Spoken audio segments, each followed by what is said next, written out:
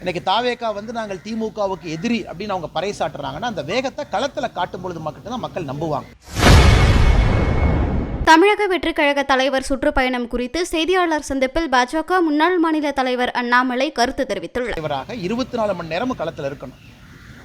இன்னைக்கு தமிழக மக்கள் என்ன எதிர்பார்க்குறாங்கன்னா, இன்னைக்கு தாவேகா நாங்கள் ஒரு சீரியஸான கட்சி, தமிழக மக்களுக்கு ஒரு மாற்றம் தரக்கூடிய கட்சின்னு அவங்க சொல்கிறாங்க அப்படின்னா அதே வேகத்தை களத்தில் 24 மணி நேரம் பார்க்க வேண்டும் என்று நினைக்கின்றார்கள்.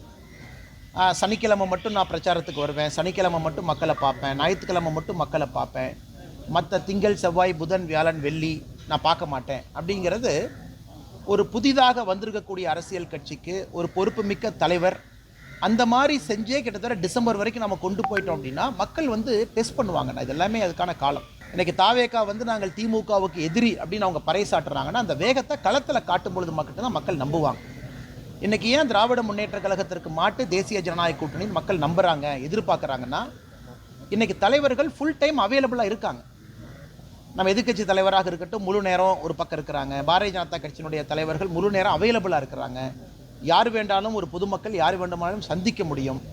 பாரதிய ஜனதா கட்சியினுடைய கூட்டங்கள் பார்த்தீங்கன்னா தினமும் நடக்கும்.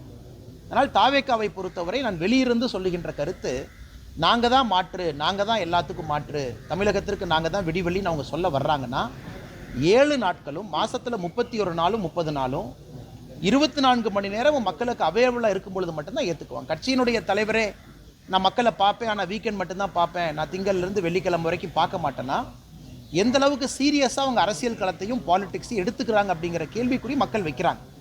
அதனால் அதையும் பத்திரிகை நண்பர்கள் நீங்கள் கேட்க வேண்டிய கடமையும் கேள்வியும் உங்களுக்கு இருக்குது. அதையும் நீங்கள் அந்த தலைவர்கள் களத்துக்கு வரும்போது கேட்பீங்கன்னு நான் நம்புகிறேன். ஆனால் காவல்துறையை பொறுத்தவரை ஏதோ செய்திகளை உள்ளது உள்ளபடி தெரிந்து கொள்ள ரெஃப்ளெக்ட் நியூஸை சப்ஸ்கிரைப் பண்ணுங்க.